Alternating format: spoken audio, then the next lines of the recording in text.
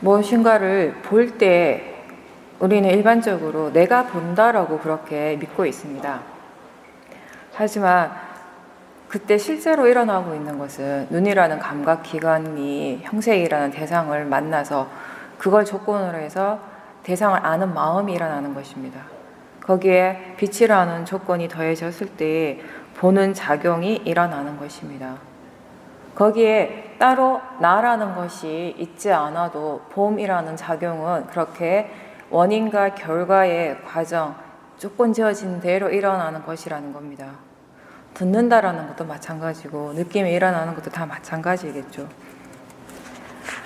길을 가다가 그냥 갑자기 냄새를 맡았습니다. 냄새가 나요. 근데 본인이 굉장히 좋아하는 음식 냄새예요. 그 순간 먹고 싶은 마음이 일어나는 거죠. 그 직전까지는, 냄새 맡기 전까지는 그 음식에 대해서 전혀 생각조차 하고 있지 않았습니다. 배도 안 고팠고 냄새를 맡는 순간 이거 뭐다? 라고 하는 순간, 내가 좋아하는 음식 뭐다? 라고 하는 순간 갑자기 먹고 싶어지는 거예요. 탐심이 일어나는 거죠. 그러면서 배도 고파요. 갑자기 배고파 이러는 거야. 그런 것들이 어떻게 무엇이 그런 것들을 일으키고 있는가? 내가 그런 것들을 일으키는가? 나는 아무 생각 없었겠죠, 사실. 무엇이 그렇게 먹고 싶어하는 탐심을 갑자기 일으키고 무엇이 배고픈 느낌을 갑자기 그렇게 일으키는가? 이런 것들이 내가 일으키는 것이 아니라 이 모든 것이 조건 지어진 원인과 결과의 진행 과정의 연속일 뿐이라는 것입니다. 그게 불교적인 관점, 존재를 이해하는 불교의 관점은 바로 이것입니다. 그냥 단지 음악을 들었을 뿐인데, 듣고 있을 뿐인데 그 소리를 듣는 순간에 과거의 어떤 기억들이 떠올라요. 어떤 사람이 떠오르고 내가 했던 어떤 행동들이 떠오르고 갑자기 마음이 편안해지고 행복감이 느껴지고, 이걸 누가 만드냐는 거죠. 이 또한 내가 만드는 것이 아니라 조건 지어진 대로 일어나는 원인과 결과의 진행 과정의 연속에서 그 연속 선상에서 들리는 마음이 일어나는 것이고, 기억하는 마음, 생각하는 마음이 일어나는 것이고, 편안하고 행복한 느낌이 일어나는 것입니다. 이러한 것들이 일어남 그 자체가 전부예요. 존재라고 하는 것을 내가 있어서 내가 배가 고픈 것이 아니라 배가 고플 때는 배가 고픈 느낌 그 자체가 전부 다인 거예요. 지금 현재 일어나는.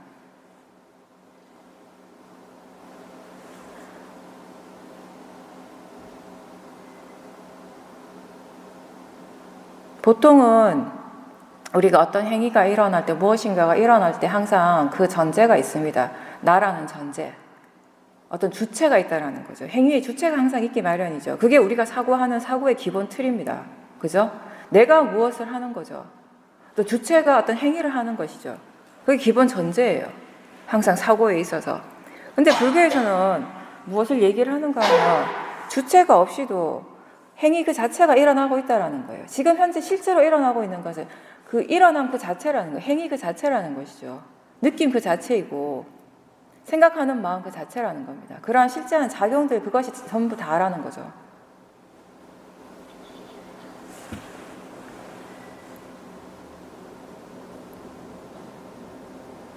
지금 이 순간 자기 자신에게 실제로 일어나고 있는 작용, 그것이 진짜이고 이것이 정말 지금 현재라는 거죠. 그런 작용들을 아는 것이 지금 현재에 깨어 있는 것입니다. 그리고 우리는 매 순간순간 이 현재만을 살아가는 존재입니다. 우리는 이 현재의 흐름 속에만 있습니다. 일어나는 마음은 항상 현재의 일입니다. 듣는 작용도 지금 항상 현재에 일어나는 것이고, 그것을 알아차리는 마음 또한 항상 현재의 일입니다. 느끼는 것, 지금 이 순간에 일어나는 일이고, 그 느낌을 알아차리는 그 마음 또한 이 순간에 일어나는 것입니다. 마음을 하나를 꼭 집어서 볼 때는 하나의 마음이 일어나고 사라지고 없어요. 사실 그 마음 자체는 한 찰나입니다. 일어나고 사라짐이. 그렇지만 그러한 일어남 사라짐이 계속 새롭게 일어나고 새롭게 일어나고 계속 일어나고 있다는 것이에요. 새로운 마음과 대상이 계속 일어나는 겁니다. 그래서 그것이 어떤 하나의 흐름처럼 보이는 거죠. 하나의 작용, 일어난 그 성질대로 그 일어나는 작용 하나하나를 우리가 점을 이렇게 찍는다면은 그 점이 하나 뚝뚝뚝 하나씩 이렇게 생기는 것을 알 때는 그게 서로 다른 작용, 서로 다른 마음이라는 걸 분명히 알 수가 있는데 그런 것들이 너무 빨리 한꺼번에 착 일어나 버리는 거예요. 점이 너무 많은 점들이 한꺼번에 찍혀버리니까 그냥 이렇게 떨어져서 볼 때는 점이 아니라 하나의 선처럼 보이는 거죠. 우리는 그 하나의 선처럼 보이는 그 자체를 나라고 착각하고 있다는 것입니다. 그런 관념 자체가. 실제로 나라는 것이 무엇인가를 알기 위해서, 이해하기 위해서 제대로 볼 때는, 실제로 일어나고 있는 것을 봤을 때는 하나의 선이 있는 것이 아니라 수많은 점들이 일어나고 있다는 것이 하나, 각각 서로 다른 작용들이 서로 다른 조건에 따라서 일어나고 있는 그 과정, 그 흐름 자체라는 겁니다. 그것을 우리는 나라고 생각을 한다는 거죠.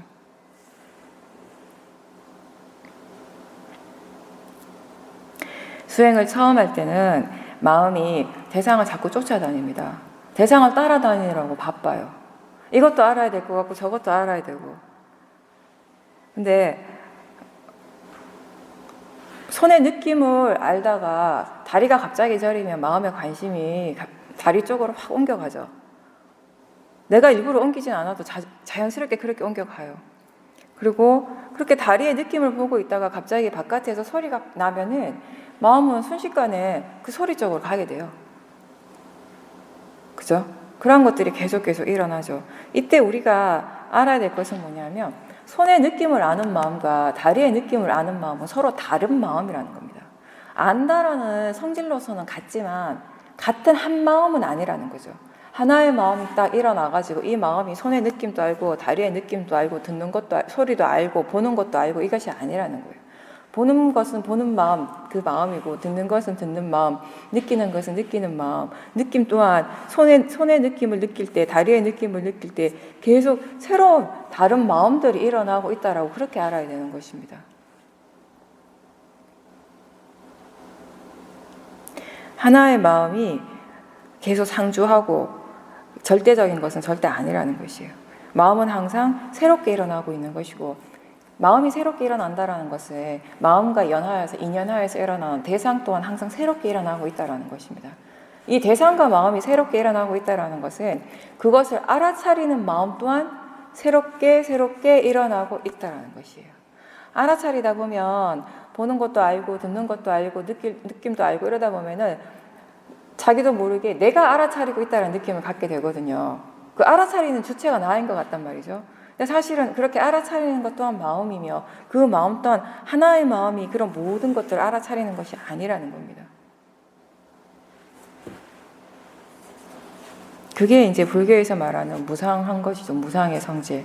항상 변화한다라는 거, 항상하지 않다라는 것입니다. 존재에 대해서 자기 자신에 대해서 바르게 이해하기 위해서 우리에게 필요한 지혜가 바로 무상에 대한 이해, 무아에 대한 이해인 것입니다. 근데 지금부터 뭐가 무상이지 뭐가 무아지라고 생각을 해서 얻어지는 그런 지혜는 아니에요. 무상과 무아의 지혜는. 이 지혜는 자기 자신을 교과서로 삼아서 이게 텍스트가 수행자에게 불교 수행자에게 가장 훌륭한 텍스트 교과서는 무엇이냐면 자기 자신의 몸과 마음입니다. 이 교과서를 가지고 열심히 공부했을 때 얻어지는 결과물인 거죠. 이해되어지는 것. 이게 바로 위파사나의 지혜가 무상고 무아를 이해하는 지혜거든요. 오늘은 오력에 대해서 설명을 할 건데요. 오력이라고 하는 것은 5가지 마음의 힘입니다. 수행에 필요한 좋은 마음의 힘이기도 하고요. 또 이 5가지 좋은 마음의 힘들은 수행을 해나가는 과정에서 계속 개발되어지는, 키워져 가는 좋은 마음입니다. 이 5가지가 뭐냐면은 알아차림, 사띠, 사마디, 노력이기도 하고 정진이라고 할 수도 있고 위리아라고도 합니다. 빨리어로. 위리아, 신심, 지혜. 이 5가지 마음이 수행하는 마음, 알아차리는 마음에 꼭 필요한 요소입니다. 먼저 사띠부터 시작하면 사띠는 지난 이틀간 열심히 얘기했습니다. 알아차림이란 무엇인가에 대해서. 근데 재밌는 건 가끔씩 이렇게 인터뷰를 하다 보면 수행 꽤 오래 하신 분들이 알아차림이 뭔지 이제야 이해가 됐다라 이런 얘기를 가끔 하시거든요. 그거는 그 사람이 그 이전에 알아차림은 전혀 몰랐던 건 아니죠. 근데 알아차림이라는 그 마음의 힘에 대해서, 요소에 대해서 더 깊이 이해했기 때문에 그런 말을 하는 거죠, 사실. 우리가 뭔가에 대해서 깊은 이해가 생기면 그 전에 이해했던 것들은 아무것도 아닌 것처럼 느껴지거든요. 사티라고 하는 것의 어원을 먼저 살펴보면 잊지 않는다라는 그런 의미입니다. 그러면 우리가 수행적으로 이걸 봤을 때 무엇을 잊지 않는가라고 하면 자기 자신의 몸과 마음에서 실제로 일어나는 모든 것들을 대상으로 아는 것, 대상으로 지켜보는 것을 잊지 않는 것이라고 그렇게 아시면 됩니다. 그리고 이 알아차림이 수행을 하기 때문에 수행할 때만 일어나는 특별한 마음은 아니라는 겁니다. 일반적인 수많은 마음의 작용 중에 하나예요. 근데 이 수행에 있어서 알아차리는 이 마음의 요소를 계속 개발을 시키는 일을 하는 거죠, 우리는. 그리고 이 알아차림은 누구나 다 일어나는 것인데, 다만 보통 사람들의 알아차림, 일반적으로 아는 것은 그 알아차림의 대상이 주로 바깥으로 나가 있다는 것이에요. 수행적인 알아차림은 자기 자신으로 돌리는 것에서부터 시작한다라는 것.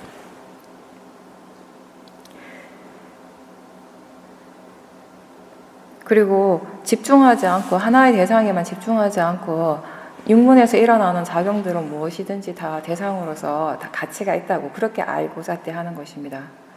실제 하는 것을 대상으로 한다고 수없이 많이 얘기를 했는데, 이거 이제 한 가지 예를 들어보면은, 예전에 이제 제가 미얀마에서 수행을 할 때, 시오민 센터에서 수행을 할 때 저희 그 수행을 지도하시는 사야도께서 이런 말씀을 하셨어요. 당신이 미얀마 사람하고 차를 타고 길을 이렇게 가시고 어디 가시는 중이었는데, 옆에 차선에서 다른 차가 그 사도가 탄 차를 추월을 해 간 거죠. 그러니까 그때 이제 운전을 하던 미얀마 사람이 이렇게 여쭤봐요. 사야도, 제가 지금 차가 한 대 지나갔다라는 것을 알았는데 이게 바로 알아차림입니까? 라고 이렇게 여쭤봐요. 보니까 사야도께서 차가 이렇게 옆에 차선에 차가 추월해서 가는 건 수행 안 해도 누구나 다 알 수 있지 않는가. 그죠? 꼭 수행해야만 알 수 있는 건 아니죠, 그거는. 수행자의 알아차림이라는 것은 무엇인가 하면 볼 때 보고 있다라는 것을 아는 알아차림. 그죠? 차다가 아니라, 자동차가 아니라 보고 있음을 아는 알아차림. 그리고 지나갈 때 소리가 들리면 소리가 들리는 것을 아는 알아차림. 그럴 때 마음에서 어떤 느낌이 일어날 수 있겠죠. 그렇게 느낌이 일어나고 있다는 걸 아는 알아차림. 그럼 이런 것들을 총종합해서 우리의 마음이 어떻게 생각하고 있는가 하면, 아, 지금 차가 한 대 추월해 갔네? 라고 아는, 그렇게 생각하는 마음을 알아차리는 것. 이게 수행자의 알아차림이라는 거죠. 근데 실제로 알아차린다고 하는 것은 쉬운 일은 아닙니다. 우리의 현실은 결코 그게 쉽지가 않죠. 왜냐하면 마음의 자연스러운, 일반적으로 그냥 그대로 내버려 뒀을 때 우리 마음의 자연스러운 관심은 오로지 관념 쪽으로만 갈 것입니다. 왜냐? 모하 때문에, 어리석음이 있기 때문에. 어리석음, 이 모하의 마음은 항상 관념을 치우치게 돼 있어요. 번뇌라고 하는 것은 관념만을 보고 그 관념을 믿는 마음입니다. 거기에서부터 번뇌가 일어나는 것이고, 모하가 강할 때는 우리가 무엇을 보거나 듣거나 느낄 때 이게 뭐 아름다운 소리다, 와 아름답다 이렇게 보죠. 어떤 풍경을 보는 순간 와 이게 무슨 말이에요? 아름답다라는 말을 표현한 거잖아요. 마음이 막 엄청 그게 아름답다라고 생각을 하는 거죠. 근데 사실은 그냥 보이는 광경이잖아요. 보여지고 있는 대상이잖아요. 보여지는 대상, 거기 그 자체에는 봄 그 자체, 보임 그 자체에 사실은 아름다움이라는 것이 이미 처음부터 내포되어져 있는 것은 아니거든요. 그것을 볼 때 보는 마음에서 와 아름답다라고 하는 것이지, 그죠? 그걸 이제 이해를 하는 것이 수행입니다. 원래 그 광경이 아름다워서 아름다운 것이 아니라, 그 소리 자체가 아름다워서 아름다운 것이 아니라, 소리를 듣고 그 광경을 볼 때 그 인식하는, 아는 마음에서 그것을 아름답다라고 생각하고 믿고 있다라는 것.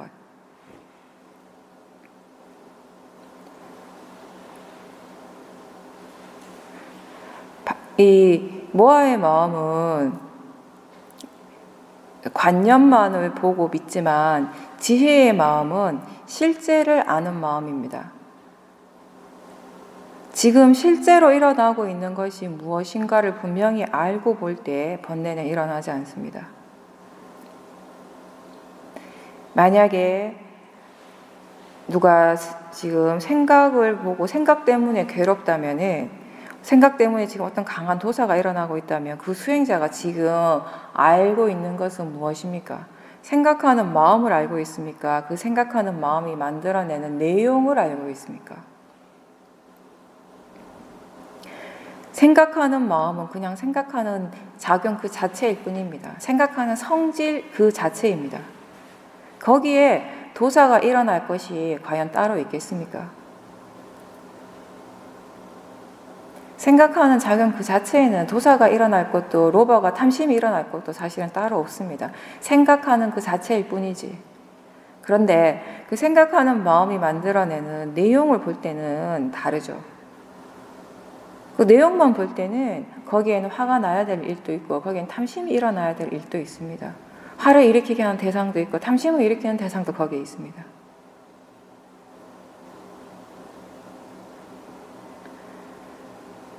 자연스러운 마음의 관심이 자꾸 실제가 아니라 관념적으로 가기 때문에 우리는 뭘 보고 뭘 듣고 뭘 느끼든지 간에 자꾸 번뇌가 일어나는 거죠. 대상 때문이 아니라 바르게 보지 못하기 때문에, 바른 견해가 없기 때문에 그런 것입니다. 스스로 수행을 하면서 무엇이 실제인가, 지금 실제하는 것이 무엇인가를 자꾸 일깨워 주십시오. 그래서 마음의 관심이 의도적으로 좀 더 그쪽으로 향할 수 있도록 해 주십시오. 눈으로 뭔가를 볼 때 마음은 너무 당연하게 사람을 보고 있고 나무를 보고 있고 자동차를 볼 뿐입니다. 그럴 때 한쪽에 다른 마음이 지금 동시에 일어나고 있는 실제가 무엇인가를 일깨워 주라는 거죠. 관념과 실제는 둘 다 마음의 작용입니다. 관념이 잘못된 것이 아니라 관념이라고 하는 것도 그냥 하나의 마음의 작용 중에 하나일 뿐입니다. 그렇게 관념과 실제는 항상 함께 일어나는 서로 다른 작용인데 문제는 무엇인가 하면 관념 그 자체라기보다는 관념을 진짜라고 실제라고 믿는 어리석음인 거죠, 사실. 거기에서부터 우리의 번뇌가 시작된다는 것입니다. 바르게 알지 못하면서. 관념 때문이 아니라 사실은. 제가 자꾸 관념만을 보면 번뇌가 일어난다는 얘기를 하면 바르게 알지 못하면 또 어떤 착각을 하냐면 관념 때문에 번뇌가 일어나는구나. 사실 그건 아니에요. 관념은 관념일 뿐입니다. 관념이라고 하는 건 너무나 자연스러운 마음의 작용 중 하나예요. 관념이 없다면 제가 어떻게 말을 하겠습니까? 말로 내뱉는 모든 것들은 다 관념적인 것인데. 그죠? 생각을 할 때 이 생각을 하는 모든 것들이 다 관념적인 것이잖아요. 관념이 없다면 우리는 세상을 어떻게 살아가겠습니까? 실제 하는 것만 일어나선 세상을 살 수가 없어요. 그죠? 길을 가는데 차가 옵니다. 그러면 보이고 있다라는 걸 알고 느끼고 있다라는 걸 생각하고 있다라는 걸 그것만 알고 차를 차라고 모르고 그냥 계속 차 앞으로 걸어가면 어떻게 되겠어요? 그죠? 분명히 관념과 실제는 함께 일어나고 있는 둘 다 그냥 일반적인 마음의 작용일 뿐인데 아까 얘기한 것처럼 왜 무엇이 잘못됐나를 얘기를 하는데 왜 번뇌가 일어나는가에 대해서 얘기를 한다면은 관념 자체의 문제가 아니라 관념을 진짜 실제라고 믿어버리는 자기 자신의 마음의 모화, 어리석음이 번뇌를 일으킨다는 것입니다.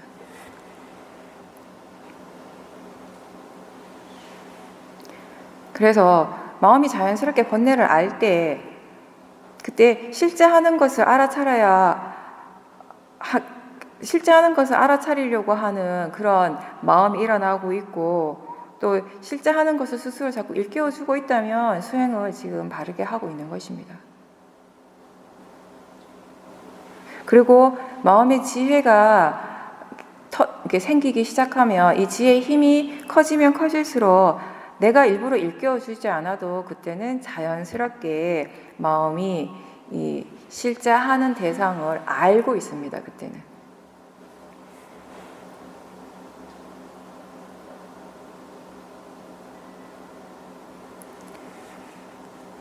번뇌를 없애는 것이 중요하다고 생각할 때 많은 사람들은 그 번뇌를 없애기 위해서 사용하는 것이 뭐냐면 강한 집중이에요. 근데 번뇌를 없앤다라고 하는 것은 어떤 의미를 함께 포함하고 있냐면 그 번뇌가 일어나지 않도록 한다라는 의미도 같이 내포되고 있어요. 지금 일어난 번뇌를 단순히 이 상황에서 잠깐 없애는 것만이 아니라 이 번뇌의 힘이 약해지고 이 번뇌가 더 이상 일어나지 않도록 한다라는 것도 같이 의미를 내포하거든요. 그렇게 하기 위해서 우리에게 반드시 필요한 것은 집중만을 하는 것이 아니라 지혜가 필요하다라는 것입니다. 네, 사띠 그리고 수행이라고 하는 것에는 항상 대상하고 그 대상을 알아차리는 마음이 함께 있는데 대부분 사람들이 이 수행을 알 때, 수행에 대해서 생각하고 수행을 할 때 대상 쪽에만 너무 치우치는 경향이 있거든요. 항상 수행자가 기억을 해야 될 것은 지금 일어나고 있는 것은 대상만 있는 것이 아니라 그 대상을 알아차림하는 마음도 함께 있다는 걸 아셔야 됩니다. 그렇게 알 때 어떤 이익이 있는가 하면 대상은 선업의 마음이 일어날 수도 있고 불선업이 일어날 수도 있잖아요. 화의 마음이 대상이 될 수도 있고 탐심의 마음이 대상이 될 수도 있습니다. 그럴 때 우리가 대상 쪽에만 너무 치중을 해버리면 대상만을 보고 있으면은 지금 이렇게 일어난 것에 대해서 불만족스러워하는 마음, 자기 자신에 대해서 뭔가 지금 이런 좋지 않은 마음이 일어나고 있다라는 것을 자기 자신하고 바로 연결을 시켜 동일시함으로 해서 이 수행하는 마음의 질이 떨어질 수가 있거든요. 화가 났다라는 걸 아는 순간에 화가 났다는 것 때문에 또 화가 날 수가 있다는 것이에요. 자기 자신이 지금 화가 나고 있다는 사실에 다시 화가 나는 경우가 많다라는 거죠. 이거는 그 화의 마음이 대상이라는 것을, 대상이고 자연적 이치로서 일어나고 있다는 것을 바르게 이해하지 못하기 때문입니다. 바른 견해와 함께 지금 일어나고 있는 것은 화의 마음뿐만 아니라 이런 불선업의 마음만 일어나는 것이 아니라 대상만 있는 것이 아니라 그 대상을 알아차리고 있는 마음 또한 있다라는 걸 함께 알도록 하십시오. 왜냐하면은 일어나는 대상 자체는 불선업의 마음이라 하더라도 그것을 알아차리는 사띠, 알아차림은 항상 선업의 마음입니다. 그 선업의 마음이 지금 이 순간 계속 일어나고 있다는 데 가치를 두라는 것입니다. 그것을 아는 것과 모르는 것이 굉장히 큰 차이가 있어요. 수행을 하는 동안에.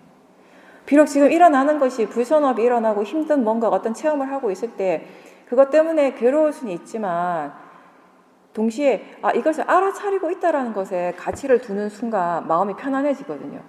이 알아차림의 가치를 알기 때문에 이것이 선업의 마음이라는 걸 알기 때문에. 그리고 오력의 두 번째는 사마디인데요. 사마디라고 하는 건 두 가지 종류가 있습니다. 왜냐하면 불교에서 수행하는 방법 자체가 두 가지이기 때문에 사마타와 위파사나 수행이 있죠. 이 사마타하고 위파사나는 수행하는 목적이 다릅니다. 그래서 방법도 다릅니다. 이 사마타의 목적은 마음의 고요함, 그 선정을 얻기 위한 수행이고 위파사나 수행은 지혜를 개발하는 수행이거든요. 그러니까 이 사마타 수행의 사마디를 간단하게 얘기를 하면 사마타 수행은 하나의 대상에 아주 강하게 집중하는 수행입니다. 그러니까 사실 우리가 수행을 잘 모르는 사람도 수행이라고 했을 때 가지고 있는 고정관념은 이런 수행인 거예요, 사실. 그죠? 수행이라고 했을 때, 수행한다라고 할 때 대부분 사람들이 생각하는 수행은 어떤 대상에 대해서 강력하게 집중하는 일이거든요. 이게 이제 사마타 수행인 거죠. 이렇게 했을 때는 이제 어떤 이익이 있는가 하면 번다한 마음, 번뇌가 막 이렇게 지성할 때, 크게 강하게 일어날 때 다른 어떤 대상에 대해서 강력하게 이렇게 집중을 해버리면은 마음이 이 대상, 집중하고 있는 이 대상에 대해서만 계속 생각을 하고 있고 나머지 대상들을 잊어버려 버리는 거예요. 생각하지 않게 되는 거죠. 그러므로 해서 자연스럽게 번뇌가 가라앉는 것입니다. 번뇌가 사라지는 것은 아니고 번뇌가 가라앉는 상황인 거죠. 아주 짧은 시간에 번뇌를 가라앉힐 수 있는 효과적인 방법입니다, 사실 이게. 근데 번뇌를 완전하게 제거하는 데에서는 완벽하지 못하기 때문에 번뇌를 완전하게 제거하는 단계는 지혜거든요.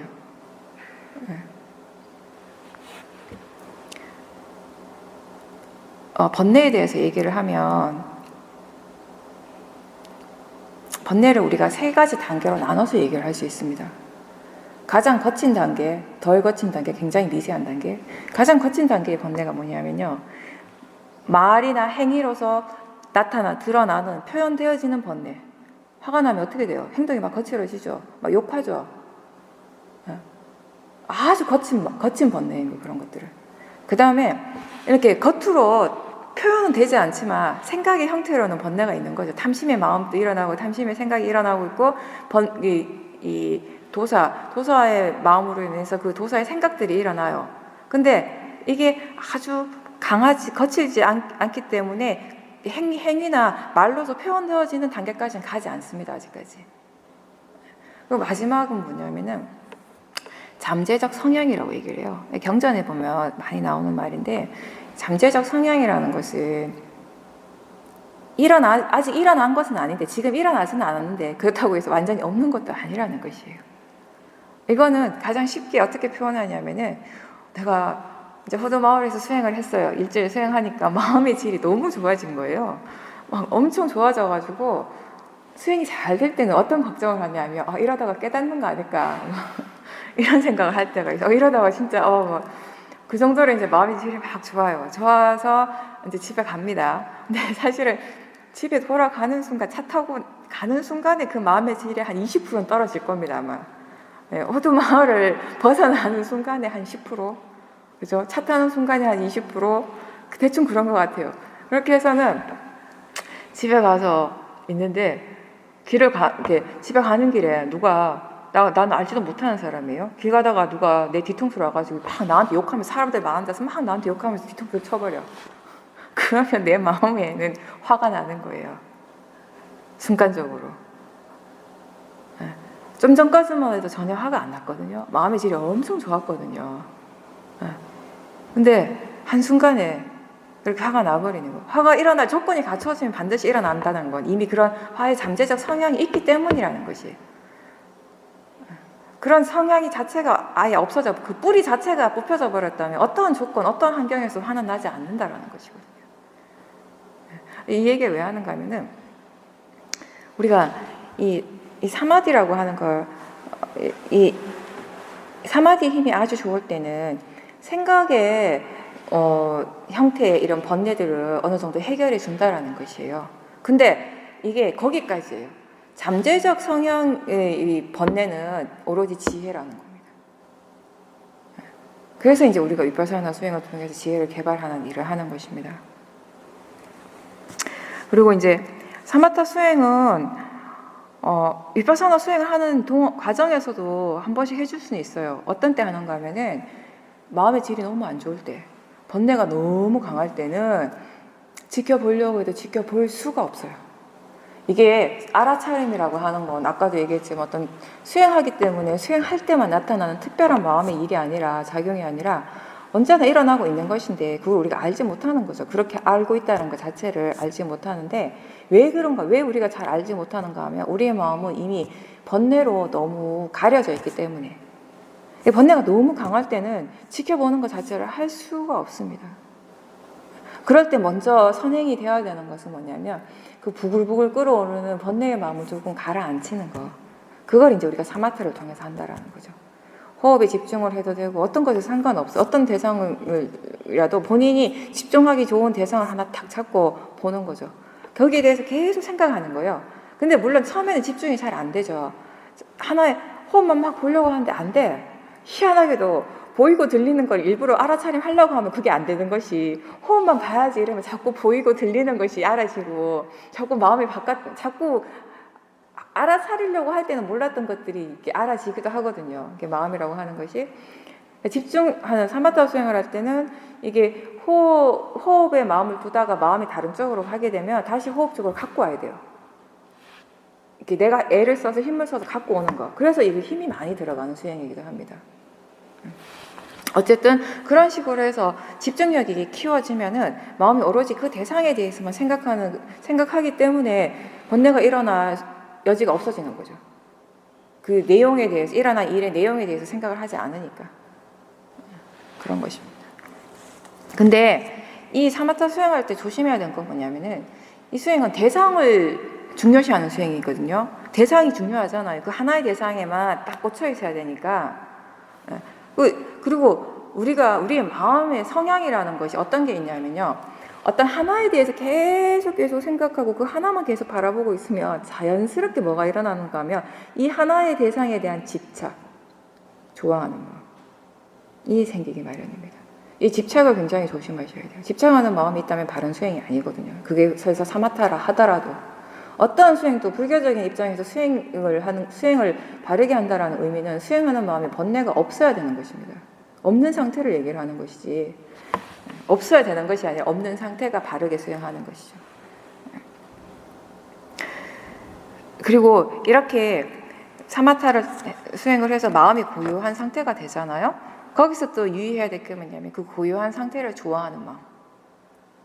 마음이 막 번다 하다가 번뇌가 막 일어나서 막 이렇게 힘들다가 갑자기 확 조용해지면 뭐라 그러냐면 와 좋다 이런 느낌이 확 일어나요. 누구나. 근데 그 고요한 상태는 좋아해야 할 상태가 아니라 그냥 마음의 상태입니다. 그냥 그러한 마음의 상태라고. 번뇌가 일어나는 것이 번뇌가 일어나서 마음이 막 번다한 것이 하나의 마음의 상태인 것처럼 고요한 것 또한 하나의 마음의 그런 상태라는 것이에요. 그렇다면 위파사나 수행은 여기서 어떻게 해야 되는가 하면 고요한 상태 자체를 대상으로 아는 것이 위파사나입니다.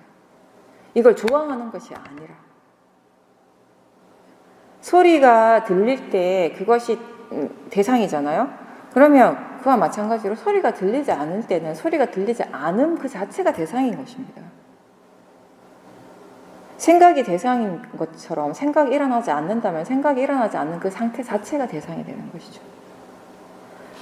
고요한 상태 또한 좋아해야 되고 집착해야 될 것이 아니라 비파사나 수행을 하는 사람이라면 그 상태 또한 마음일 뿐이고 대상이고 자연적인 이치로서 알고 관찰해야 될 대상이라는 걸 알아야 되고 이해해야 될 대상이라는 것을 알아야 합니다.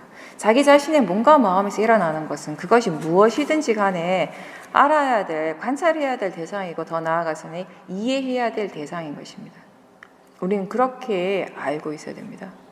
그럴 때 자기 자신의 마음에서 어떠한 것이 일어나도 그 상태에 대해서 집착하지 않고 그 상태에 대해서 화를 내지 않을 수 있는 겁니다.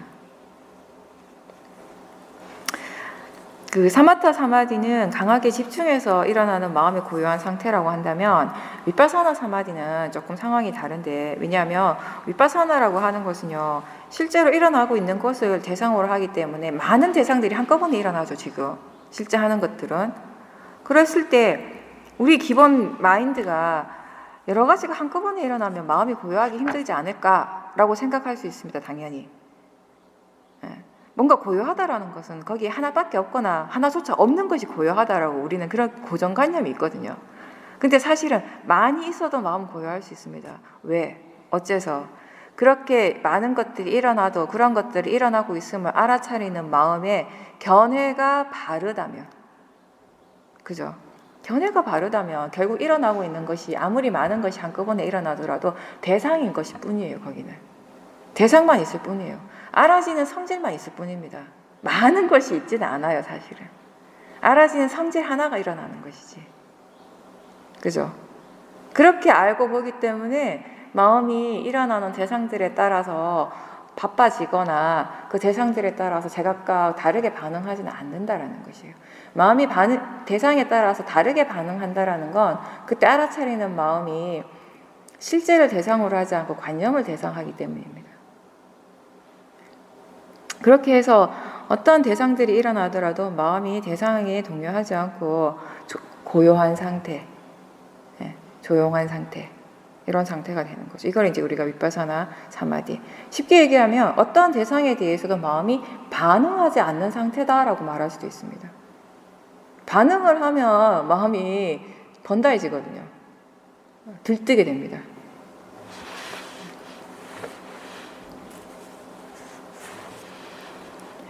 사실 집중에 대해서 이제 얘기를 한다면은 우리가 어떠한 대상이든지 그 대상을 아는 순간에 반드시 일어나는 마음의 요소 중에 하나가 집중이라는 요소가 있다고 합니다. 이론적으로 보면 불교 이론에서 본다면 그 집중은 우리가 에까가타라고 표현을 하는데 이 에까가타가 일어나지 않으면 대상을 알 수가 없다고 해요. 그러니까 대상을 안다라고 하는 것은 이미 어느 정도의 내가 하는 것은 아니지만 마음의 집중의 요소가 생겼다라는 거죠. 근데 사마타 사마디는 이 에까가타라는 이 마음의 요소를 굉장히 깊이 있게 심도 있게 계속해서 개발시키는 수행이고 우리가 하는 이 수행은 사티라고 하는 알아차림이라고 하는 그런 마음의 작용을 계속해서 개발시키는 겁니다. 왜냐하면 서로 다른 목적을 가지고 하는 수행이기 때문에. 그렇게 아시면 가장 간단하고. 그리고 사마디가 있으면 어떤 장점이 있는가 하면 위파사나 수행을 할 때 사띠만 있지 않고 사띠와 사마디가 함께 있으면 어떤 이 장점이 있냐면은 이 사마디라고 하는 것은 지금 일어나고 있는 것을 분명하게 보게 해줍니다.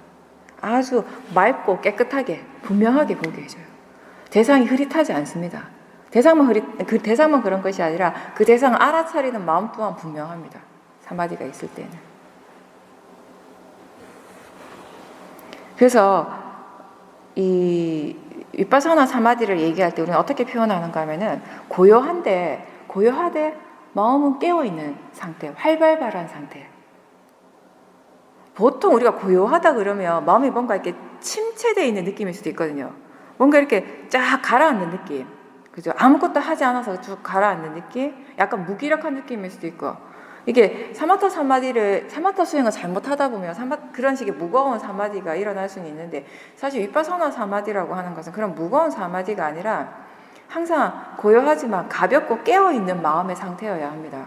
왜 가볍고 깨어있냐면은 마음의 이 상태 자체는 고요하지만 고요하다고 해서 아무 일도 안 해서 고요한 것이 아니라 계속 마음이 알아차리는 일은 계속 하고 있어요. 실제하는 대상은 계속 알아차리고 있대. 이렇게 알아차리기 때문에 깨어있고 활발하다고 얘기를 하지만 이렇게 알아차리는 마음의 상태가 고요한 거죠. 들뜨지 않고 그런 상태인 겁니다. 그게 위파사나 사마디를 이렇게 한마디로 표현하면 그렇게 얘기를 할 수 있는 겁니다. 이렇게 고요하되 대상에 대해서 반응하지 않지만 분명하게 깨어있는 상태이고 대상과 마음이 아주 맑고 분명하게 보여지기 때문에 우리는 이 상태에서 지혜가 일어날 수가 있어요. 그냥 단순히 알고 하는 안만 있는 것이 아니라 일어나는 것들이 분명하게 보여지고 원인과 결과의 진행 과정들이 분명하게 보여지기 때문에 그런 과정에서 어떤 이해가 생기기가 쉽다라는 거죠.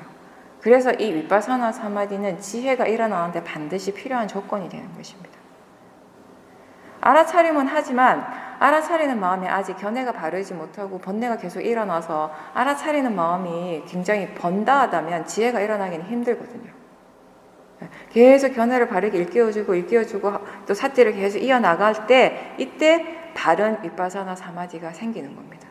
이러한 것들을 조건으로 해서 지혜가 일어나는 것이고 그런 과정들이 되는 겁니다.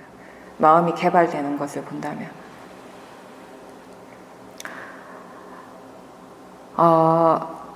사마타 위파사나 이렇게 얘기를 하니까 한 가지 더 덧붙이면은 우리가 사념처 수행을 하는 거잖아요. 지금 여기서 신수 신법을 대상으로. 근데 신념처 몸을 보는 수행은 사실 어쩔 수 없이 어느 정도의 사마타적인 요소가 들어가게 돼 있어요. 집중을 하게 돼 있어요. 왜냐하면 몸이라고 하는 그 자체가 우리가 아는 몸은 다 관념이거든요. 머리를 머리라고 알고 생각하고 손을 손이라고 생각하고 다리를 다리라고 생각하고 다리가 아프다라고 할 때 그 다리, 손이 어떻다라고 할 때 그 손, 이런 것들 다 관념이잖아요. 관념을 대상으로 할 때 사마타적인 수행이 되거든요. 왜냐하면 사마타는 하나에 집중하는 건데 실제 하는 것은 머물러 있지 않잖아요. 계속 일어나고 사라지고 하는 그 자체거든요. 실제는. 그러니까 사마타 수행이 대상 자체가 될 수가 없는 거예요. 한 곳에 머물러 있지 않으니까. 그래서 이 사마타 수행의 대상은 관념이 대상이 되는 것이거든요. 관념과 실제 하는 것을 쉽게 내가 어떻게 표현을 잘 하냐면은 컵으로 이렇게 표현을 해요. 컵이 지금 있잖아요. 분명히 지금 컵이 있죠. 컵이 있는데 컵을 딱 던져서 깨버려. 그러면 이제 이 컵이 없죠. 사실상 실제로 알아지는 대상은 뭐냐면 실제 지금 우리에게 일어나는 대상, 컵이 일어나는 것이 아니라 보이는 대상이 일어나고 있거든요. 지금 이 순간에. 느끼는 대상이 일어나고 있어요. 지금 이 순간에. 느껴지는 대상이 있죠. 컵이 있는 것이 아니라 들리는 대상이 있는 것입니다. 컵이 있는 것이 아니라 사실은. 근데 우리는 이걸 컵이라고 믿죠. 어쨌든 이런 모양을 갖추고 이런 이렇게 역할을 하는 것 자체를 컵이다라고 우리는 알고 있죠.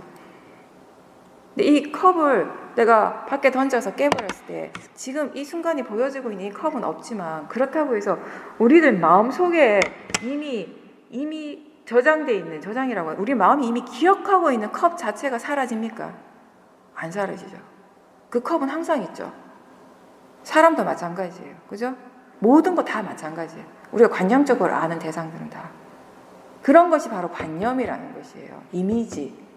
이런 것은 항상 우리 마음이 그렇게 기억하고 있는 것입니다. 그렇게 알고 있는 것이 되는 겁니다. 그런 식으로. 그런 것이다 라고 알고 있는 것. 근데 실제 하는 것은 뭐냐면은 지금 이 순간에 보이는 대상일 뿐이에요. 이건 매 순간순간 일어나게 되는 것이고, 그렇게 관념과 실제 하는 것은 다른 것이거든요. 근데 이렇게 몸을 대상으로 할 때, 몸이라고 우리가 아는 그 몸은 컵이라고 아는 것처럼 몸도 역시 관념적으로 우리가 알고 있거든요, 지금은.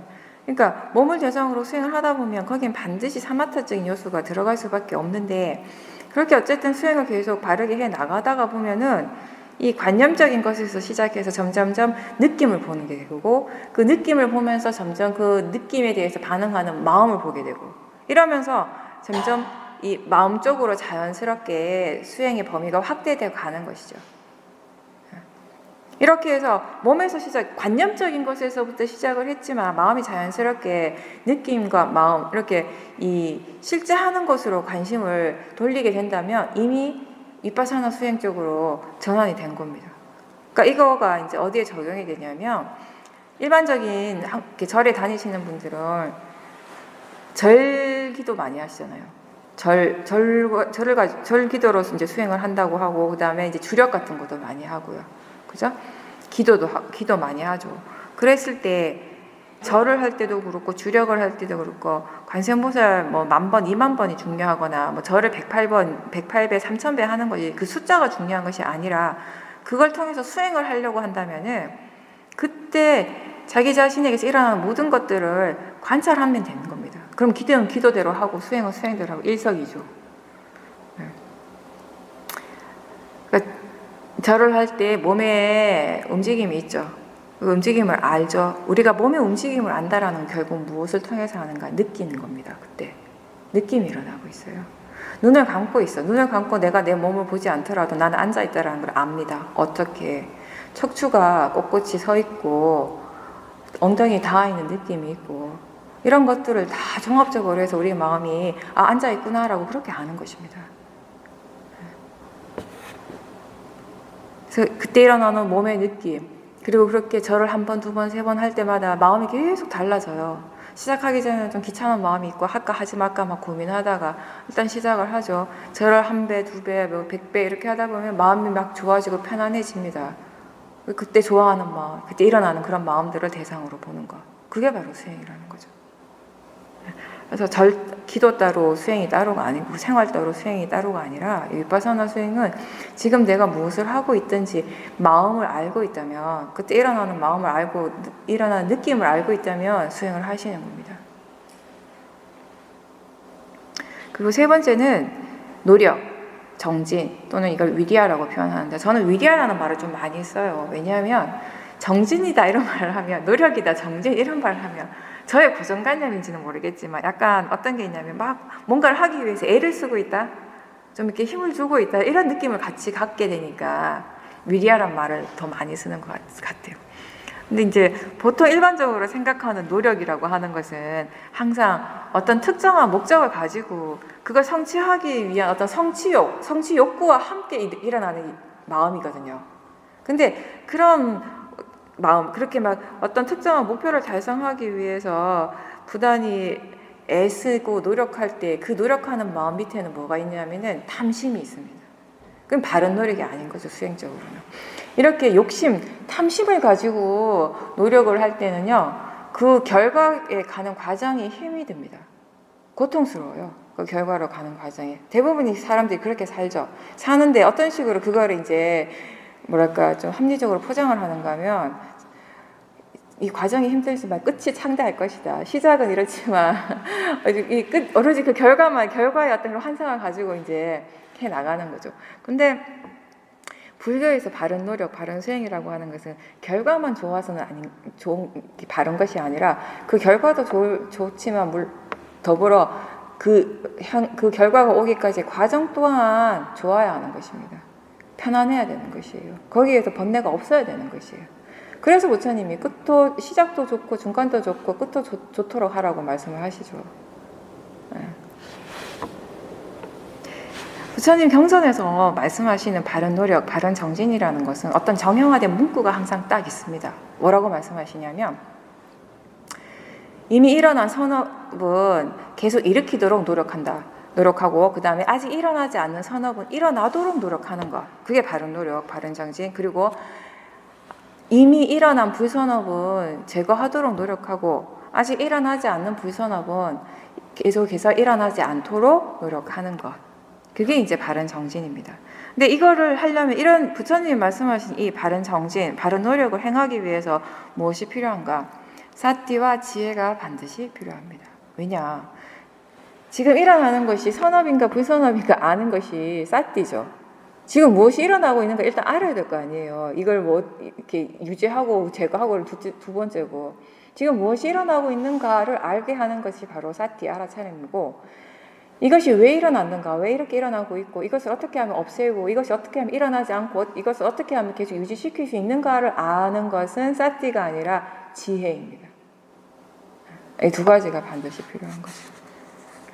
부처님께서는요 말씀하신 거 보면 경전을 읽으면 맞아 굉장히 공감이 다 좋은 말씀밖에 없으니까 다 맞는 말씀만 하셨어. 근데 문제는 뭐냐면 그게 실천하기가 힘들다는 거예요.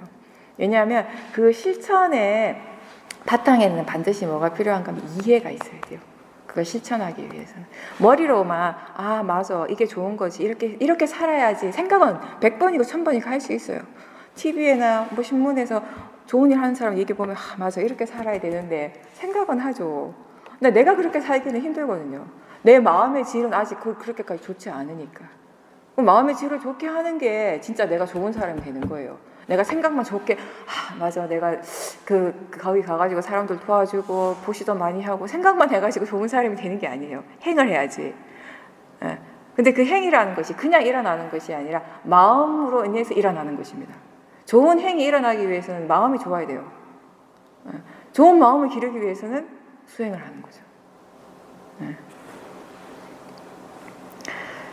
이 위리아 노력을 얘기를 할 때 가장 중요한 것 중에 하나는 이 위리아라는 것, 수행적인 위리아, 노력이라는 것은 수행을 계속하게 하는 힘이라는 것을 아셔야 돼요. 수행을 계속하게 하는 그것, 그 자체가 바로 위리아. 근데 이렇게 수행을 계속하기 위해서는 우리가 뭔가를 좀 적절하게 할 수 있어야 돼요. 한 방에 너무 많은 힘을 확 쏟아버리면은 힘이 금방 다 빠져가지고 못하거든요. 유지를 못 시켜요, 수행을. 대부분 다 경험하실 겁니다. 새벽하고 아침에는 마음의 질이 좀 좋은데 오후로 갈수록 저녁이 되고 밤이 될수록 마음의 질이 뚝뚝 떨어지는 거. 그죠? 근데 이거 정말 이상한 거죠. 그죠? 왜냐하면 아침에도 수행하고 새벽에도 수행을 하고 아침에도 수행을 하고 점심에도 수행을 하고 저녁에도 수행을 하고 밤에도 수행을 하면 이론적으로는 수행하는 마음의 힘이 더 좋아져야지 맞습니다. 이론적으로는. 근데 이 이론과 실제가 일치를 하지 않을 때가 아주 많습니다. 그 왜 그런가 하면은 수행을 바르게 하지 못할 때는 수행을 나는 내 생각엔 내가 막 수행을 한다고 하고 있는데 괜히 쓸데없는 힘을 많이 주고 애를 많이 쓰는 일이 되거든요. 그래서 이제 점점 막 피곤해지는 거예요. 저는 그런 것을 굉장히 많이 경험했기 때문에 그 예전에 처음 미얀마 가서 수행을 할 때 저녁이 되면 거의 정신이 혼미한 상태가 되어버려가지고 아무것도 할 수 없는 상태. 너무 피곤해가지고 쓰러질 것 같은. 또 한편으로는 이해가 안 되는 거죠. 아니 혜수는 밥 먹고 아무것도 안 하고 청소도 안 하고 뭐도 안 하고 한국 절집에서는 할 일도 많은데 미얀마에는 할 일도 없어요. 수행만 하면 돼요. 가만히 앉아가지고 자선하고 일어서서 몇 발자국 걷고 이게 다인데 도대체 왜 이렇게 힘든가 이해가 안 될 정도로. 나중에 내가 무엇을 이해했는가 하면 수행하는 마음이 온통 로바였다는 거, 탐심. 온통 탐심으로 수행을 하니까 이렇게 하고 싶고 저렇게 하고 싶고 앞에 있는 스님이 2시간 앉으면 난 2시간 15분 앉아야 될 것 같고 옆에 있는 스님이 인터뷰할 때 뭘 봤다 이러면 나는 또 봐야 될 것 같고 온통 이런 마음으로 수행을 하고 있으니까 너무 피곤한 거예요. 수행이 아니라 이거는 노동인 거죠. 막 애를 쓰고 뭘 봐야 되는데 이렇게 해야 되는데 자선하다가 실눈 뜨고 시계 보는 거예요. 3시간 앉았나 뭐 이렇게. 오늘은 3시간 채워야지, 이번에는 꼭. 그런 것들. 저 갔을 때, 처음 미얀마 갔을 때, 같이 있던 비구니 스님이 저보다 훨씬 일찍 오셔. 몇 년은 거기서 수행을 하셨더라고요. 자산 너무 잘해. 막 3시간을 그냥 앉아있어. 앉으면 3시간을 앉아. 나는 1시간만 앉아도 다리가 아파 죽겠는데. 축자 사자 앉아있는 거예요, 이제 그때부터. 자존심이 있으니까. 나 혼자 빨딱빨딱 일어날 수가 없잖아요. 다 막 오래 앉아있는데. 다리가 끊어질 것이 아팠어요, 진짜. 정말 다리가 끊어진다는 게 어떤 느낌인지 그때 체험을 했다니까, 제가. 이 허벅지가 끊어질 것 같은. 그걸 참고 있는 거예요. 처음에 제가 갔을 때는 쇼민센터가 아니라 다른 곳이었는데, 거기는 이제 자선을 오래 하고 또 오래 앉아있을 때 움직이지 않고 가만히 있는 걸 수행을 잘한다라고 그렇게 평가를 했기 때문에. 근데 그게 이제 그 상태가 계속되니까 너무 이제 피곤했던 거죠. 몸이 지치고 마음도 지칠 수밖에 없어요. 탐심으로 이제 수행을 하니까. 우리가 수행을 한다라는 거, 수행에 대해서 바르게 이해하지 못하면 수행을 잘 하려고 하는 것이 어떤 식으로 되냐면 무조건 애를 쓰고 힘을 주는 쪽으로밖에 할 수가 없거든요. 근데 수행을 이해할 때, 수행을 이해한다라는 것은 무엇인가 하면은 수행이 잘 될 때, 사티가 자연스럽게 잘 될 때, 그게 좋다 해서 수행이 오늘 잘 되는구나, 좋다 해서 끝나는 것이 아니라 어떻게 했기 때문에, 어떤 조건이 갖추어졌기 때문에 지금 알아차림이 잘 되는가를 이해하는 것입니다. 그죠? 그렇게 이해했을 때 우리가 헛된 힘을 안 쓰죠. 애를 안 써도 되는 거죠. 그 조건을 갖춰주는 걸 하면 되니까, 그때는. 그 조건을 모를 때는 애를 쓰는 거죠. 그러니까 이런 바른 이해가, 수행에 대한 바른 이해가 없으면, 원인과 결과에 대한 조건에 대한 바른 이해가 없을 때, 이제 이해라고 얘기를 하니까 보통 일반적으로는 사람들이 내가 뭔가 이해했다라고 하면 그 이해는 항상 결과를 얘기를 하는 거예요. 결과에 대한 이해. 근데 수행적인 이해는 항상 원인에 대한 이해를 함께 하는 것입니다. 원인에 대한 이해 없이 우리는 뭔가 이해했다라고 말하지 않습니다. 어떤 결과가 일어났을 때 그 결과가 어떻게 해서 일어났는가, 어떤 조건에서 일어났는가를 아는 이해를 얘기를 하는 것이에요. 수행이 잘 되면, 사티가 잘 이어지면 어떤 조건에서 이어지는지, 수행이 지금 잘 안 된다면 마음의 조건이 어떻기 때문에 잘 안 되는지에 대해서 알 때 우리가 이해했다라고 얘기를 하는 것입니다. 그런 것들을 충분히 이해했을 때 바르게 위리아를 쓸 수 있게 되는 것이에요. 안 그러면은 어떤 게 있는가 하면은 우리가 아침에 새벽에 수행을 하는데 수행이 잘 됐어요. 이제 점심 먹고 와서 수행을 합니다. 자선을 할 때 우리의 마음이 어떤 게 자동적으로 일어나는가 하면 아침에 한 것처럼, 새벽에 한 것처럼 수행이 잘 돼야 되는데, 그렇게 해야 되는데, 이런 마음이 되는 거예요. 근데 문제는 뭐냐면 그때 새벽에 수행을 할 때 마음의 조건이 어땠기 때문에 수행이 잘 됐는지는 모른다라는 것이에요. 모하가 거기 있는 거죠. 어리석음이. 그리고 탐심이 있어요. 모르지만 그렇게 되고 싶은 탐심. 그럼 이제 이때부터는 번뇌로서 수행을 하는 거죠. 그럼 결과는 어떻습니까? 수행이 잘 될 리가 없죠. 새벽에는 뭔지는 모르겠지만 마음의 조건이, 그렇게 수행을 잘할 수 있는 조건이 갖춰졌던 거죠. 그래서 잘 됐던 거지. 새벽이라서가 아니라 사실은. 근데 그런 분명한 이해, 바른 이해, 수행의 조건에 대한 바른 이해가 없으면 사람들은 자리라든지 시간이라든지 외부적인 환경 조건에 집착을 하게 돼요. 그죠? 어떤 자리에 딱 앉아서 수행을 하는데 매일 이렇게 바닥에 앉다가 하루는 의자에 앉았어요. 와, 수행이 엄청 잘 된 거야, 그날. 그러면 이제 이제 의자에 앉아야 돼요. 왜? 단순히 의자에 앉았기 때문에 수행이 잘 된 거 아니었거든요. 그건 아무것도 아니에요, 사실. 다만 그때 마음의 상태가 좋았을 겁니다, 분명히. 견해가 발랐을 것이고, 일단 여러 가지 견해가 바르기 때문에 수행하는 마음에 번뇌가 없었을 것이고, 이러한 것들이 갖춰졌기 때문에 수행이 잘 된 거지, 의자에 앉았기 때문에 잘 된 거 아니거든요.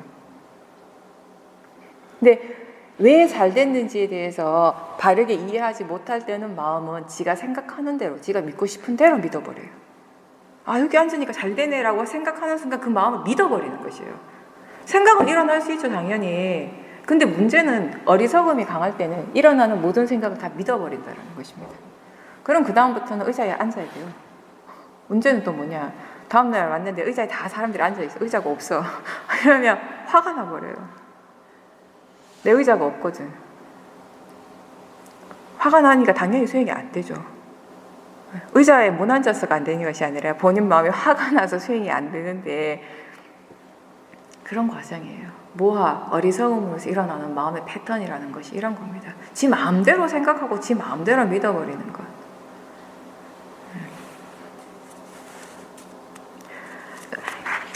노력에 대해서 제가 항상 말씀드리는 것은 뭐냐면요. 이 노력이 두 가지 부분이 있습니다. 첫 번째는 내가 하는 노력. 두 번째는 자연스러운 노력. 내가 하는 노력은 약간 뭔가 여기는 인위적인 게 들어가는데 이거 스스로 수행을 하기 위해서 자기 자신이 어떤 노력을 해줘야 되는 어떤 개인적인 뭔가가 들어가야 된다는 것이에요. 처음 수행하는 사람들은 이 노력이 반드시 필요하죠. 수행은 이렇게 하는 겁니다 라고 하고 그냥 진짜 가만히 있으면 수행이 됩니까? 안 되죠. 사티 해야지, 지금 알아차림이 있는가, 지금 뭘 알고 있는가 이렇게 물어보는 것 자체가 노력이라고. 내가 하는 노력이잖아. 내가 의도적으로 물어보잖아요. 그렇게 의도적으로 물어봄으로 해서 그 순간엔 사티가 있는 거죠. 그런 식으로 계속 사티가 있고 하다 보면 마음이 이제 자연스럽게 내가 물어보지 않아도 사티하고 있는 것이 되는, 사티하는 때가 오게 되는 거죠. 처음에는 이런 인위적인 뭔가 내가 하는 노력이 필요하고 이렇게 수행을 계속하고 견해가 발라졌을 때 수행의 가속도가 붙게 됩니다. 사티의 가속도. 이걸 이제 저희 사야도는 자전거에 비유를 하세요. 오르막길만 올라갔다가 자전거가 이제 정점에서 내려가면 내리막길을 내려가면 페달 안 밟아도 되죠. 그냥 그 속도가 있기 때문에 그냥 내려가게 되잖아요. 그런 것처럼 이 수행하는 마음에도 가속도가 붙게 돼요. 바른 견해로 수행을 계속하고 사마디가 생기고 이러면 이런 과정에서 이런 수행의 가속도가 생겼고 자연스러운 사티가 내가 하지 않아도 마음이 그냥 알아서 사티를 할 때는 알아차리고 있을 때는 이때는 이미 어느 정도의 지혜도 함께 있는 상태입니다. 사티만 있는 것이 아니라 이럴 때는 내가 뭘 하지 않아도 됩니다. 그냥 내버려 두면 돼요. 마음이 지가 알아서 수행을 하는 상태. 이때가 자연스러운 노력이 있는 상태. 이때도 노력이 없지는 않아요. 마음이 지가 알아서 노력을 하기 때문에 자연스러운 노력이라고 얘기를 하는 겁니다. 내가 하는 노력이 아니라 마음이 지가 알아서 하는 노력. 근데 이렇게 수행 과정에서 수행자가 자연스러운 노력의 상태가 될 때가 있어요. 내가 애쓰지 않아도 마음이 지가 알아서 사티하면 그러면 수행자는 이때 물러서서 그렇게 알고 있다는 걸 알면 됩니다. 그냥 그렇게 알고 한 번씩 수행하는 마음을 점검해 주는 정도. 번뇌가 있는지 없는지 그런 것들 한 번씩 점검하고. 근데 이 상태가 계속 되지는 않아요. 또 어떤 마음의 상태든지 영원하진 않거든요. 뭔가 어떤 조건에 의해서 이 마음의 상태가 또 깨지기도 하죠. 그러면 어떻게 해야 되는가? 다시 자기가 하는 그런 어떤 개인적인 노력을 또 기울여 줘야 돼요. 그렇게 노력을 기울여 줘서 다시 지혜의 힘을 키우며 또 자연스러운 그런 위리아의 상태가 되죠. 그럼 다시 내버려 두고 이런 식으로 계속 수행을 해나가는 거예요. 이게 본인 스스로 수행자가 이런 과정들을 알아서 하고 있는 사람들을 우리가 능숙한 사람이라고 얘기해요. 수행을 능숙하게 한다라고 표현을 하는 거죠.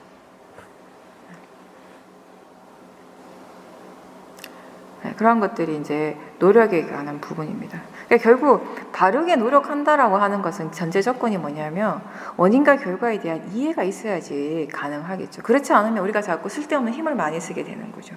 쓸데없는 노력을 많이 기울이게 되고 적절함을 아는 것은 항상 지혜입니다. 지금 수행하는 데 있어서 어떠한 것이 적절한 노력인가를 아는 것, 개인적인 노력이 필요한 때인가, 자연스러운 대로 그냥 내버려 두는 것이 맞는가 이런 것들을 판단하게 하는 것은 결국 지혜이거든요. 근데 노력이라고 할 때 한 가지 또 중요한 것은 뭐냐면 내가 하는 노력에 있어서 그 노력의 방향이 어디를 향하는가 하면 항상 수행하는 마음 쪽이어야 한다는 거. 대상이 아니라. 수행에는 대상과 마음 두 가지가 있잖아요. 대부분의 사람들이 바르게 알지 못하고 수행을 할 때 뭔가 자기가 하는 노력을 대상 쪽에 기울이려고 해요. 지금 일어나는 대상이 마음에 들지 않으면 그걸 없애려고 막 애를 쓰고 지금 일어나는 대상이 마음에 들면은 그걸 자꾸 어떻게든 자꾸 붙잡고 있으려고 애를 쓰고 대상 쪽에 자꾸 뭔가를 하려고 하죠. 근데 진짜 바른 노력은 대상 쪽은 건드리지 않습니다. 대상은 대상의 자연적 이치대로 일어나고 사라지고 뭐가 일어나고 사라지는 내버려 두세요. 수행하는 마음 쪽에 노력을 하십시오. 지금 사티가 있는지 없는지 확인하는 거. 이게 마음에 대한 거죠. 지금 수행하는 마음이 견해가 바른지 그런지 역시 수행하는 마음 쪽에 기울어지는 거죠. 모든 노력들이 이쪽으로 향하는 겁니다. 그럴 때 바른 노력이 되는 것입니다. 그리고 이제 네 번째는 신심. 신심은 믿는 거예요. 기본적으로 믿는 건데 시간이 없으니까 간단하게 얘기하면, 불교에서의 신심은 조금 우리가 아는 다른 종교적인 어떤 신심하고는 다르죠. 일반적으로 신심, 종교에서 신심이라고 하는 것은, 종교라는 것 자체가 어떻게 성립을 한, 무엇을 바탕으로 성립하는가라고 했을 때, 기본적으로 종교는 어떤 초월적인 존재에 대해 약간의 어떤 맹목적인, 무조건적인 신심을 바탕으로 한다라고 말할 수 있습니다. 사실 초월적인 존재에 대해서 우리는 알지 못해요. 그렇지만 안다고 생각하고 믿죠. 그 존재에 대해서 무조건적인 믿음을 가져야지 그 종교가 성립을 할 수가 있습니다. 종교의 구성원들의 맹목적인 신심이 바탕으로 종교는 성립하게 되어 있거든요. 기본적으로. 근데 불교에서의 신심은 좀 다른 것이 뭐냐면, 부처님은 이렇게 말씀하셨어요. 맹목적인 신심은 알지 못하는 것에 대해서 무조건 믿는 것은 어리석음이다. 당신 제자들에게 어떤 말씀을 하셨냐면, 네가 분명하게 알지 못하는데, 확실하게 알지 못하고 이해하지 못한 것을 어떻게 믿을 수가 있느냐. 맞죠? 너무 맞는 말씀인 거예요. 사실 믿는다라고 하는 것의 전제 조건은 알아야 돼요. 먼저 이해가 전제가 돼야 돼요. 이해했고 그것이 정말 나에게 이익이 있고 이게 정말 바르고 좋은 것이라는 것을 이해했을 때, 알 때 우리의 마음은 그거에 대한 신심이 생기는 거죠. 믿게 되는 거죠. 바르게 이해했을 때 자연스럽게 일어나는 마음일 수 있습니다. 신심이라고 하는 것은 어쩌면 이것이 정말 이익이 된다라는 것을 바르게 이해했을 때. 신심, 불교에서 말하는, 부처님께서 항상 하신 말씀, 신심은 그 부분이에요. 그러니까 내일 조금 더 이제 덧붙여서 얘기는 하겠지만, 불자라면은 물론 불법승 삼보에 대한 기본적인 이제 신심을 갖고 있지만, 수행에 있어서 필요한 신심은 이러한 신심보다는 뭐냐면, 지금 자기 자신이 하고 있는 일에 대한 신심, 자기 자신에 대한 신심. 그건 뭐냐면 법에 대한 믿음이라고도 얘기할 수 있는 겁니다. 법에 대한 믿음은요, 이것이 누구에 의해서 설에 졌는가가 중요한 것이 아니라, 그것 때문에 믿어지는 것이 아니라, 자기 자신이 그 법을 이해하고 그것을 실천했을 때 그것이 분명하게 이익이 있고 가치가 있다라는 거 알아졌을 때 생기는 믿음인 거죠. 이제 그거를 여기서 이제 신심이라고 하는 거예요. 그렇기 때문에 꼭 이 수행을 불자이기 때문에 부처님을 믿어야만 이 수행을 하는 것은 아니에요. 이 수행이 딴 게 아니라 자기 자신의 몸과 마음에서 실제로 일어나는 걸 대상으로 알아차림하는 건데, 그걸 알기 위해서 꼭 부처님을 믿어야 됩니까? 꼭 믿어야 되는 것은 아니라는 것이에요. 믿지 않아도, 불자가 아니라도 종교적인 신심이 없어도 수행은 할 수 있다는 거죠. 본인이 수행에 대한 기본적인 이해를 가지고 또 수행을 계속 함으로 해서 몸과 마음에 대한 분명한 어떤 통찰의 지혜가 생길 때, 지금 자기가 하고 있는 이 일, 이 수행 자체에 대한 신뢰가 생기고, 이것이 가르치고 있는 그 법 자체에 대한 신뢰, 신심이 생기면 충분한 것입니다. 수행을 하기에는. 그리고 지혜라고 하는 것을 마지막에 이제 사띠, 삼바디, 위리와 신심, 이제 마지막이 지혜거든요. 지혜는 말 그대로 새벽에도 얘기했지만 통찰지, 우리가 보통 얘기할 때 이제 통찰지를 얘기를 하는데, 그 통찰지는 뭐 깨달음을 얻게 하는 뭔가 엄청난 그런 것뿐만 아니라, 사실 작은 것이라 하더라도 뭔가에 대해서 아주 분명하게 아는 것, 한 채 의심 없이 분명하게 알아질 때 그걸 우리는 통찰지라고 얘기를 하는 겁니다. 그리고 불교에서 지혜는 세 가지를 얘기를 하거든요. 문사수, 문해, 사해, 수해. 문해는 들어서 아는 지혜. 자기 자신의 지혜는 아니지만 자꾸 이렇게 법에 대한 말을 자꾸 듣는 거죠. 그럼 법에 대한 정보가 생기죠. 바른 견해에 대한 정보, 그죠? 수행을 어떻게 해야 되는가, 이런 정보들에 대해 이제 들음으로 해서 생기는 지혜가 되는 거죠.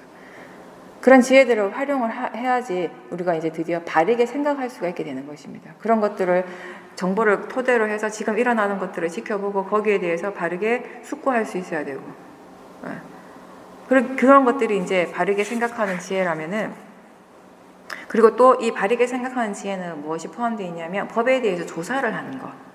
어떤 것이 일어났을 때 단순히 일어났구나 해서 멈추지 않고 수행이 조금 더 발전이 되면은 왜 이렇게 일어나는가, 이 마음과 대상은 어떤 관계에서 일어나고 있는가 이렇게 궁금해하면서 계속 지켜보는 과정에서 마음이 뭔가 조사를 하게 되거든요. 그러면서 이제 지혜가 일어나는 거죠. 이렇게 법에 대한 조사 또한 사해에 들어가는 것입니다. 그리고 아까 얘기한 통찰지가 이제 마지막 수행을 통해서 일어나는 분명한 지혜가 되는 겁니다. 이렇게 이 5가지 요소, 사띠, 사마디, 위리야, 신심, 지혜, 이 5가지를 오력이라고 하고 수행을 통해서 이 5가지 마음의 요소들을 계속 키워나가는 것입니다. 마음의 힘이 좋다라고 하는 것은 이 5가지 마음의 요소들이 균형이 잘 맞는 상태를 얘기를 하는 것이고, 이 마음의 질이 좋다고 하는 것도 다 마찬가지입니다. 윗바사나 수행자는 수행을 할 때 사띠, 알아차리고 있는가만 처음에는 그거를 점검을 하지만, 거기서부터 시작을 하지만 점점 발전해서 오력의 요소들이 지금 계속 적절하게 균형 맞춰서 일어나고 있는지도 함께 점검을 해야 되는 것입니다. 네, 마치겠습니다.